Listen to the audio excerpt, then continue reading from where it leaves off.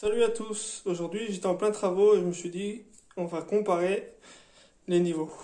Donc, petit équerre de chez Parkside, un niveau classique qu'on trouve partout, un niveau Stanley et tous les niveaux de marque Parkside, ce duo. Donc du coup je me suis amusé à faire un petit comparatif.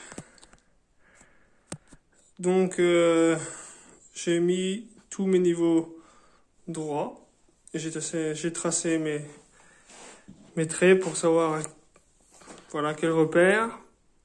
Donc c'était les 3 Lidl, après le niveau classique et le Stanley. Donc ce que j'ai pu remarquer, c'est que à peu près toutes les valeurs sont identiques en haut et en bas.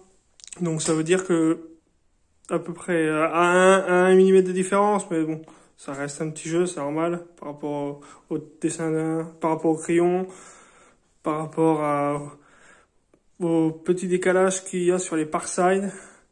La bulle est pas ultra précise, donc ça joue un petit peu quand même, j'ai l'impression.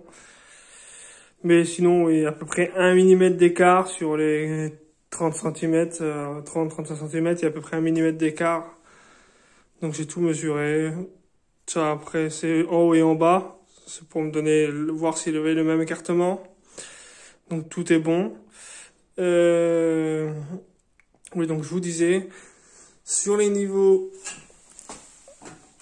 Parkside, on voit pas trop, mais les bulles, en fait, quand on a que ces niveaux-là, on s'en rend pas compte. Et vous voyez, la bulle est pas hyper précise au milieu, parce que même quand elle est au milieu, il y a quand même assez d'espace entre les deux traits. Alors qu'à un niveau de marque, que ce soit celui-là ou l'autre,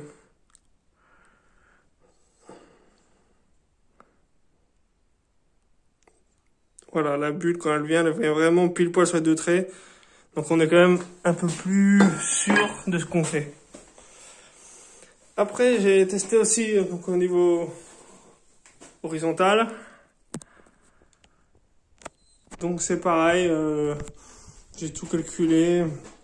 Le petit équerre, le premier niveau Lidl, le deuxième niveau Lidl.